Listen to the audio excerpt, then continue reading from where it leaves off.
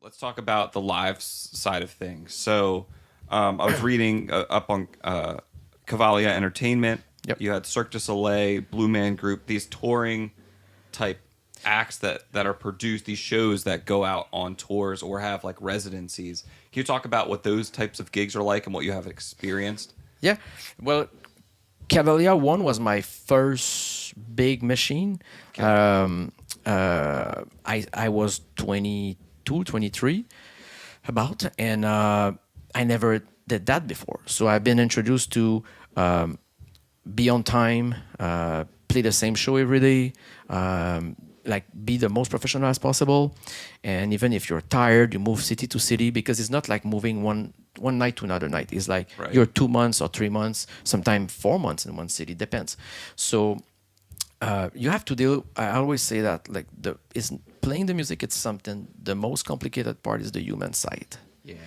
Because sometimes I don't feel good today, and maybe you feel good, and I'm annoying because you're feeling good and I don't feel good. Just an example. So Yeah. we can have conflicts. This happen on tour, and this is the hardest part. And you play with the same band, the same songs, and one night you have that magic happen, and it sounds great, and you don't know why. And then the night after you played 20% less, and the singer was out, the guitar player was not tuned on rhythm. I don't know. So you have to deal with that human part. And just to play the same show, I remember when our artistic director told me, never give 100%. Always give like 90%. Because the night you will do 100 or 110, you'll be so happy. But if you have the drop of 90%, if you play that at 80%, the public won't know. Nobody will know. So you start to have like an expectation level a little bit less than what you so will do. interesting. Because you play all the time the same shows. Constantly doing this, trying to replicate the same thing over and over again. Yeah. So you think you fall into that rut of like going through the motions type of thing? Yes, because but I was like, just to be clear on that, like it depends of the show. But with Cavalia, I was lucky to have a music composer, and we have horses and acrobats and lights and 2,000 people in front of us. We could play it a bit differently. So I had drum fills. They were the same drum fills because if I didn't do that punch, one acrobat was missing his cue.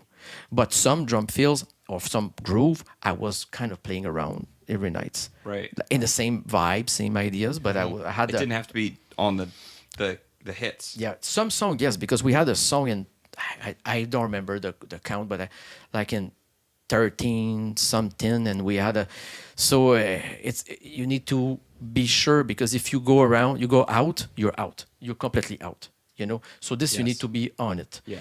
But some groove, we had cues because we're working with Ableton Live. So if we know that like an acrobat can fall on that part, or it takes more time, so an action's going on, we have parts we could loop. So my conductor was like, okay, now Eric, it's just groove more. It's not drum solo or something. It's more like giving more color to that groove for making action. But sometimes even just go back and just remove stuff. Yeah, I was pull removing back a little bit. pull back, no more snare on that part, to bring back the groove when the action was going to go back. So Yeah. So yeah, it's a big part. When I did Odysseo, I really enjoyed it because it was one of the biggest tour in North America at that time. We have 120 trucks. So that's pretty massive. That's a city moving around. Yeah, we're 200% around on tour. Or a circus? Yeah, our circus. Yeah. There you go. Moving around, yeah. Moving around. There you go. We didn't do train and stuff like that, Right. but Yeah, but exactly. the Ringling brother did that for a while in train, man. They absolutely did. But now they're back, how they but traveled, yeah. it's not anymore in train. But yeah, so different challenges. Like back in the days with Cavalia 1, the problem was we were doing the creation in the middle of a little town. Internet was bad. We were working with the Apple G4 and a G3 computer. This is pretty back in the days. Yeah. We have the first Motif Yamaha keyboard. We're like in the beginning of breeding Sure. stuff. Sure. When we did the second production back in 2011, completely different story. So I called my sponsor. They shipped me a kit, all what I needed, and we're working with like modern technology at this point with rolling pads and stuff. So that was pretty nice, honestly, because it was effortless, I would say. but the creation was very hard because the first show we had to work with stuff we never did. Yeah. Now, when I did the second, I have already played 3, 4 years, almost 4 years of the first production, so I knew what kind of thing to expect. So you Yeah. prepare more yourself, and you need to be. If you're thinking when you're on tour, you're gonna be party all night. Is not. It won't happen Yeah. because we're doing around 6 to 10 shows per week. So you have you got to to be ready. Yeah, yeah. So yeah, so it's a it's a big machine. You need to be ready. Yeah. So before you get involved with like the machine, like you're talking about, Yep. did you have to audition, or is that referral gigs? How did you step into that? This is a something I never okay. I did some audition Yeah. for small band, small production. I never get audition. I never have to do an audition for a big production.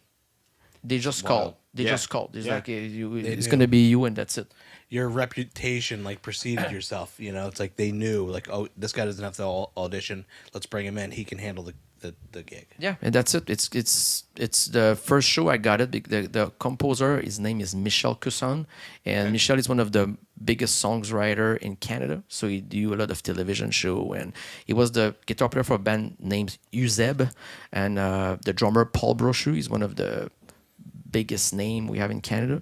So with Yamaha, actually, it's a big name for Yamaha drums. And Michel called me a long time ago. I was back in the university, and he was writing like a soundtrack for a television show, and he was looking for a drummer can play fast like death metal patterns. So my friend Jonathan was his sound engineer, Okay. kind of, and I got hooked up, and he called me. He's like, "Yeah, Michel, I want you in my studio if you want. Apparently, you can do some double bass drum stuff." Like, yeah.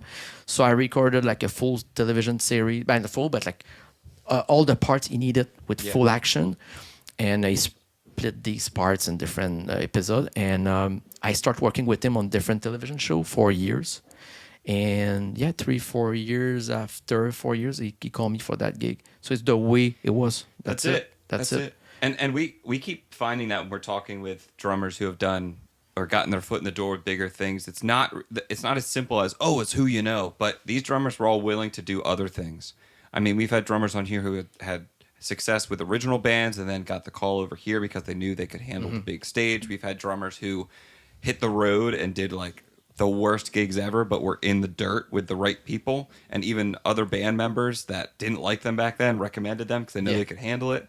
You know, so it's not just who you know, but it's not just who you know or what you've done, but a combination of just that willingness to put yourself out there and do different types of work. It seems is a common thread. Yep. And then also how you handle yourself in each situation.